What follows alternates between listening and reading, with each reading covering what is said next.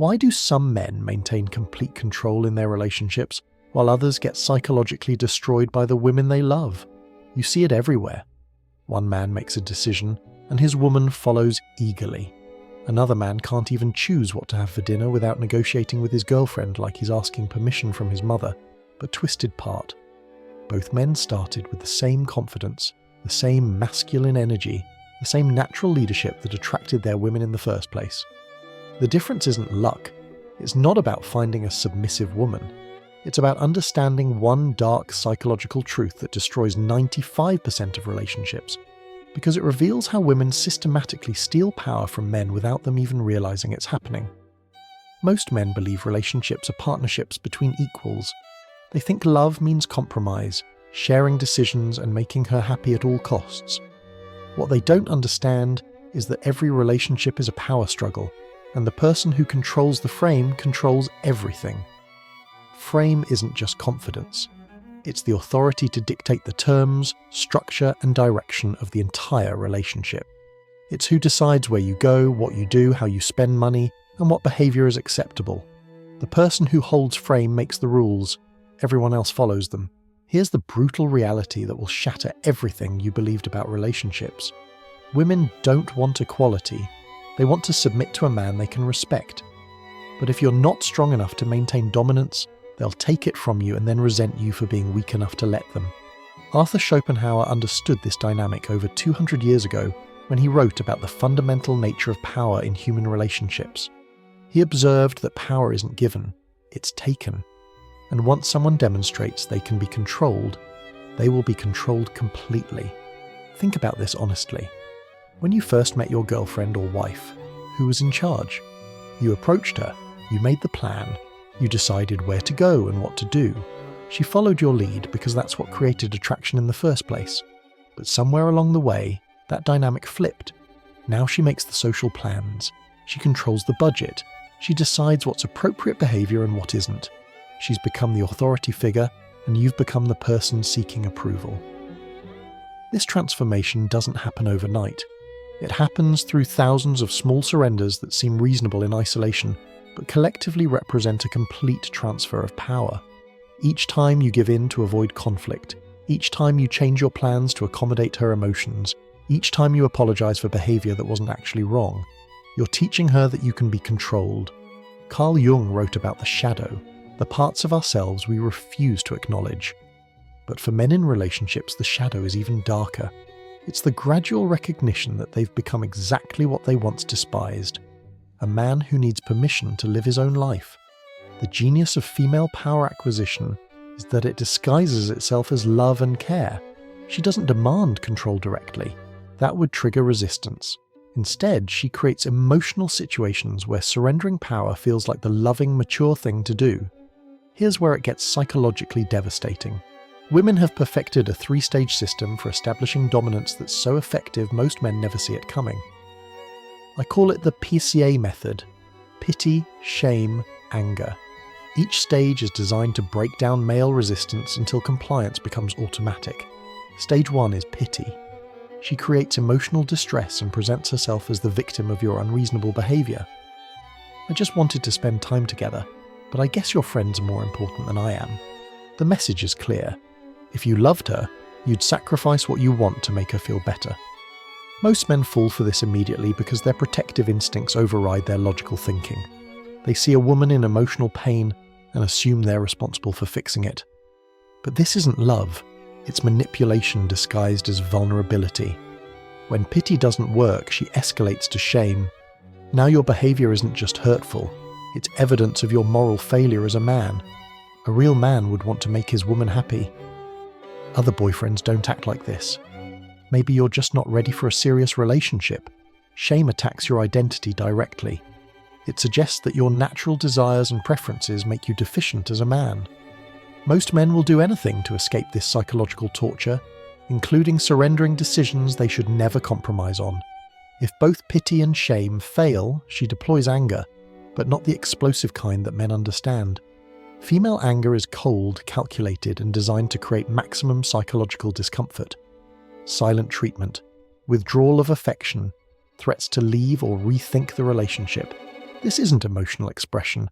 It's psychological warfare designed to make your life so uncomfortable that compliance becomes preferable to conflict. She's training you like a dog, using your own emotions as weapons against you. But here's the most insidious part of this process. Women don't consciously choose these tactics. They're biologically programmed to test male strength through increasing levels of pressure.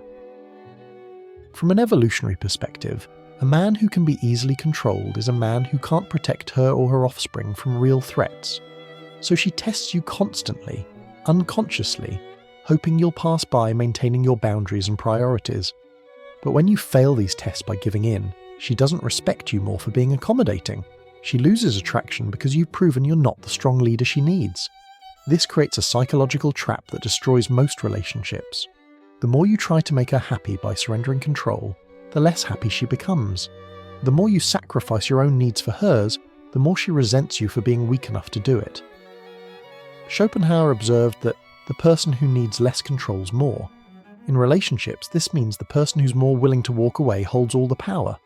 Women intuitively understand this principle and use it to establish dominance over men who've become too emotionally invested to leave. The moment you make a woman your primary source of happiness, validation, and meaning, you've lost. You've handed over your psychological sovereignty to someone whose biological programming prioritizes her own needs over yours. She doesn't become the villain in this scenario. She becomes the authority figure managing a grown man who's acting like a child. Here's the dark pattern that plays out in 99% of modern relationships: attraction through leadership. You take charge, make decisions, create experiences for her to enjoy. She follows your lead and rewards your dominance with enthusiasm, affection, and respect. Emotional investment and frame surrender. You start caring more about her feelings than your own principles. You begin seeking her approval rather than maintaining your authority. Small compromises become major surrenders. Role reversal and relationship death. She's now making the decisions while you're seeking permission. She's setting the rules while you're trying to follow them. She's lost attraction because you've proven you're not the leader she thought you were. Most men don't recognize this pattern until it's too late, because each individual surrender seems reasonable. It's just one night out with the guys. It's just one weekend with her friends instead of mine. It's just one decision about money that she feels strongly about. But psychological dominance isn't established through one dramatic confrontation. It's built through accumulated precedence. Each time you give in, you're creating a legal precedent that establishes her authority to make similar demands in the future. If you're recognizing these patterns in your own relationships, if this analysis is revealing uncomfortable truths about how power dynamics actually work, I encourage you to like this video and subscribe to this channel. Your engagement helps ensure that these conversations continue, that men start understanding the psychological forces that shape their relationships. The algorithms respond to your participation, and your support allows these insights to reach the men who need them most. The tragedy isn't that women seek dominance, it's that men are so unprepared for the battle. Society teaches men to be providers and pleasers without teaching them that relationships are fundamentally about power, not fairness. Here's what no one tells you about female psychology. Women are constantly evaluating your strength through what psychologists call compliance testing. These aren't conscious decisions, they're instinctive behaviours designed to determine whether you're psychologically dominant or submissive. Every request she makes is actually a test. Every emotional reaction is a probe designed to measure your resolve. Every time she pushes against your boundaries, she's checking whether those boundaries are real or just suggestions you're willing to abandon when pressured. The man who consistently fails these tests by prioritizing her emotions over his own judgment loses her respect and attraction. The man who passes these tests by maintaining his frame regardless of her emotional state earns her ongoing investment and devotion. But here's the crucial part most men miss. Passing these tests doesn't mean being cruel or indifferent to her feelings. It means making decisions based on your own judgment rather than her emotional state. It means saying no when you want to say no, even if it temporarily upsets her. Women don't want men who never upset them. They want men who are strong enough to upset them when necessary. They're biologically programmed to be attracted to strength, even when that strength occasionally works against their immediate desires. This is why happy wife, happy life is such destructive advice. It trains men to prioritize a woman's emotional state over their own leadership and judgment. It creates relationships where the woman's feelings become the supreme authority that overrides all other considerations. But relationships built on this foundation inevitably collapse because no one can respect someone they can control completely. The woman who gets everything she wants from a man stops wanting that man because his compliance proves his weakness. The beginning of the end in most relationships can be traced to a specific moment, when the man first chooses to avoid conflict rather than maintain his authentic position. This moment usually occurs after he's become emotionally invested enough to fear losing her. Before emotional investment, saying no is easy. If she doesn't like his decisions, she can leave. After emotional investment, saying no becomes terrifying because now he has something to lose. This fear transforms him from a leader she wants to follow into a supplicant seeking her approval. The fear operates through a simple lie that destroys masculine psychology. If I don't give her what she wants, she'll leave me. But this logic is backwards. She's with you because of the man you were when you weren't giving her everything she wanted. The moment you start operating from fear of loss, you become someone she has no reason to stay with. Here's the psychological principle that saves relationships. The person who's more willing to end the relationship controls the relationship. Women understand this intuitively and use the threat of departure to establish dominance over men who've become too attached to let them go. But threats only work against people who are afraid of the consequences. The man who's built a life so compelling that her presence is optional rather than necessary can't be controlled through fear of abandonment. He maintains frame not because he doesn't care about her, but because he cares about himself enough not to compromise his integrity for anyone. This psychological independence is what creates lasting attraction. Women don't stay with men because they get everything they want. They stay with men they respect, and respect can only be earned by someone who maintains his standards regardless of external pressure. The modern relationship landscape has convinced men that accommodation equals love and that setting boundaries makes them selfish. But accommodation without boundaries isn't love, it's enablement. And enablement breeds contempt, not attraction. Real love requires the strength to disappoint people when necessary. It requires the courage to maintain your principles even when others want you to abandon them. It requires the wisdom to recognize that giving someone everything they want often prevents them from becoming who they need to be. Women test men's boundaries because they need to know those boundaries are real. A man with flexible principles is a man who can't be trusted to lead or protect. A man who changes his values based on her emotions is a man who has no values worth following. This is why frame battles are so crucial in relationships. Every time she pushes against your boundaries and you hold firm, you're proving that your leadership is authentic rather than performative. Every time you cave to avoid conflict, you're proving that your authority was an illusion she can dispel whenever convenient. The workplace provides the perfect analogy for understanding relationship dynamics. Imagine an employee who questioned every decision, challenged every policy, and threatened to quit whenever asked to do something disagreeable. That employee would be fired immediately because their behavior undermines the entire organizational structure. But in relationships, men tolerate this exact behavior from women because they've been programmed to believe that love means accepting disrespect and that boundaries are selfish. They allow their authority to be undermined daily while wondering why their relationships become increasingly difficult and unsatisfying. The corporate world understands something about human psychology that men in relationships ignore. Respect isn't earned through accommodation. It's earned through consistent demonstration of value and competence. The CEO who changes company policy every time an employee complains doesn't create loyalty. He creates chaos and contempt. Yet men in relationships operate under the opposite principle. They believe that saying yes to everything their woman wants will generate appreciation and devotion. Instead, it generates the same response that a weak leader gets in any context: testing, resistance, and eventual replacement. Consider how women respond to authority figures in professional settings versus personal relationships. The same woman who would never dream of challenging her boss's decisions will relentlessly test her boyfriend's boundaries. Why? Because she knows her boss has real power that comes with real consequences, while her boyfriend's power is optional and based on her permission. This reveals a crucial truth about female psychology.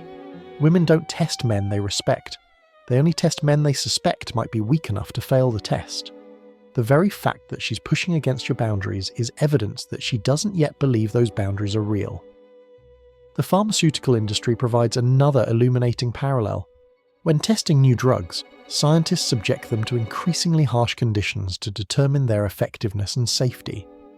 A medication that breaks down under pressure isn't suitable for treating serious conditions that require reliable performance. Women conduct similar stress tests on male leadership.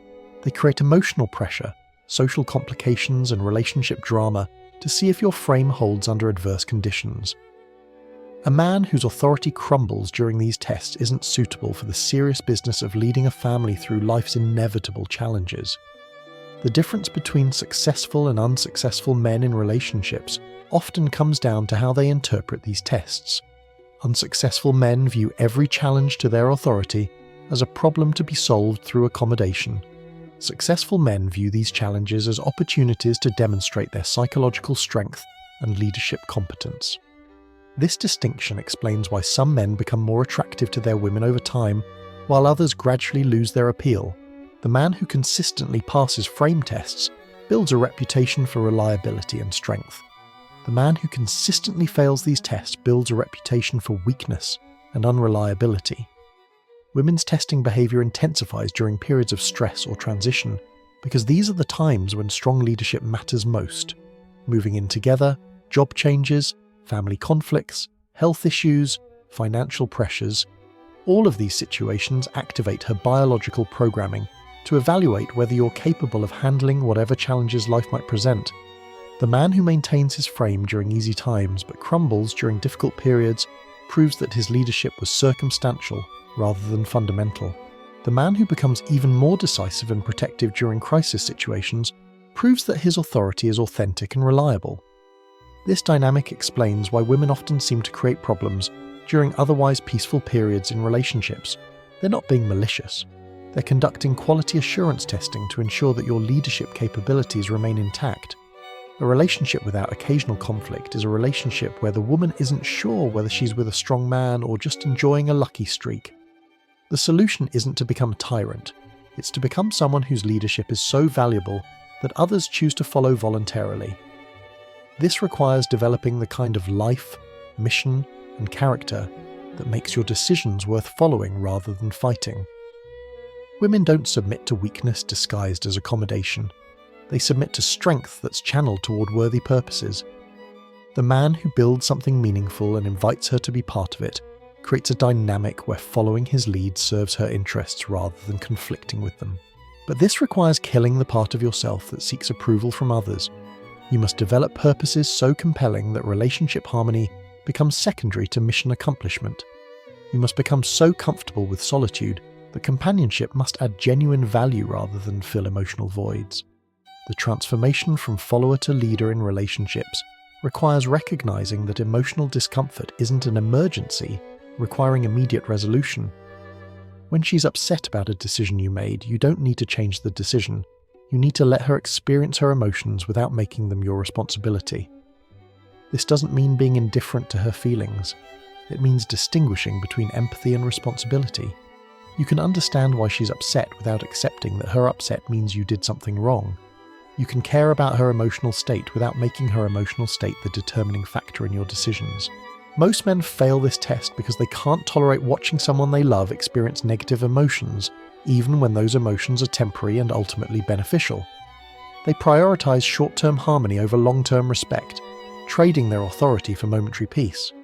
But temporary upset that results from good decisions builds respect over time. Temporary harmony that results from bad decisions builds resentment over time. The man who consistently chooses respect over peace creates relationships that are both more challenging and more satisfying. The frame control that women establish over men isn't conscious conspiracy. It's biological programming responding to male weakness. Women are designed to seek the strongest available mate for protection and provision. When a man demonstrates that he can be easily controlled, her biology interprets this as evidence that he's not strong enough to fulfill these roles. This creates the cruel irony that destroys most relationships. The more a man tries to make a woman happy by surrendering his power, the more unhappy she becomes. Not because she's cruel or ungrateful, but because her biology is telling her she's with the wrong man. The woman who controls her relationship is often the most miserable person in it, because she's stuck with a man she can't respect. She wanted a leader, but got a follower. She wanted strength, but got compliance. She wanted someone to look up to, but got someone who looks up to her. This dynamic explains why divorce is initiated by women in 70 to 80% of cases. They're not leaving because they're unhappy with what they're getting.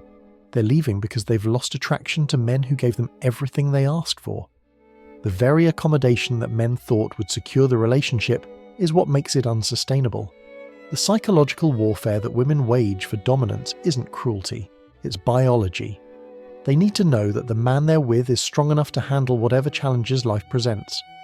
A man who can't handle her emotional tests certainly can't handle external threats to their family's security.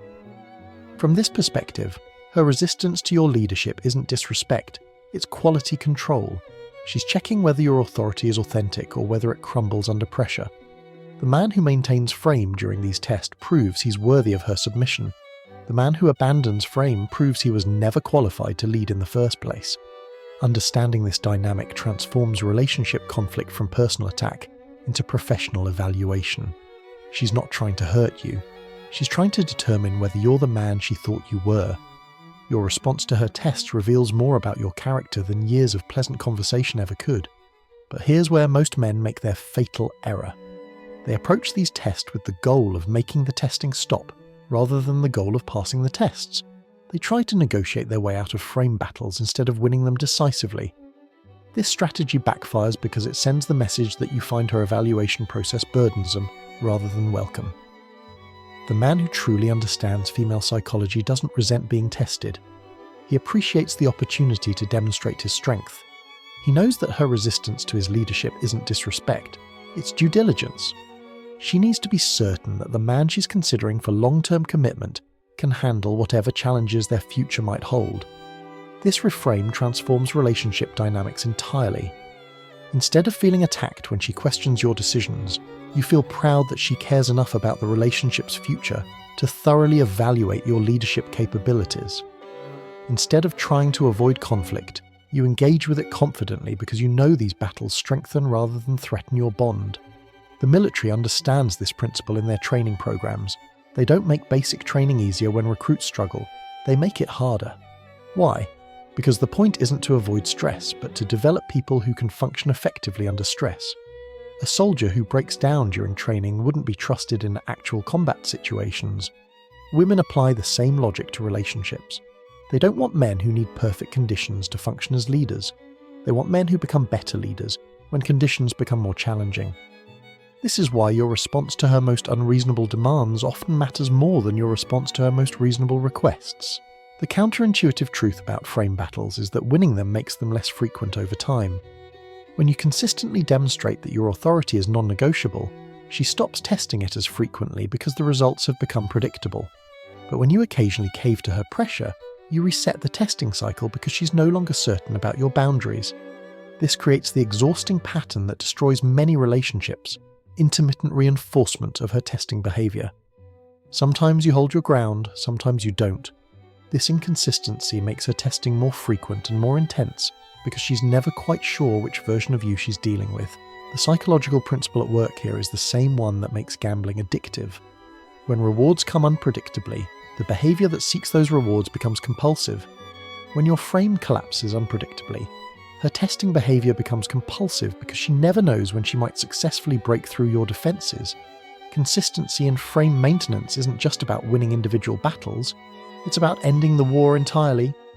The woman who knows with absolute certainty that testing won't work stops wasting energy on testing and redirects that energy towards supporting your leadership instead. But achieving this level of consistency requires developing what I call emotional detachment from outcomes. You must become so secure in your own worth that her approval or disapproval becomes irrelevant to your decision-making process. This doesn't mean not caring about her, it means not needing her validation to feel confident about your choices. Most men struggle with this detachment because they've been programmed to believe that caring means catering. They think that loving someone requires prioritizing that person's immediate emotional comfort over long-term relationship health. But this confusion between care and accommodation is what destroys their authority and ultimately her attraction. The ultimate irony is that the women who fight hardest against male leadership are often the ones who most desperately want to surrender to it. But they can only surrender to strength that proves itself worthy through consistent demonstration not weakness that claims authority without earning it. This is why frame battles intensify early in relationships. She's conducting a comprehensive evaluation of your psychological strength before committing to long-term submission. The man who passes these tests earns her lifelong devotion. The man who fails them earns her lifelong contempt. The choice is always yours. You can continue seeking approval from someone whose biology is designed to test your worthiness. Or you can become so worthy that tests become irrelevant because your value is undeniable. One path leads to psychological slavery disguised as partnership. The other leads to authentic leadership that makes genuine love possible. The difference isn't luck or circumstances, it's the courage to maintain your frame regardless of the emotional consequences. Choose wisely. Your relationship's survival depends on it.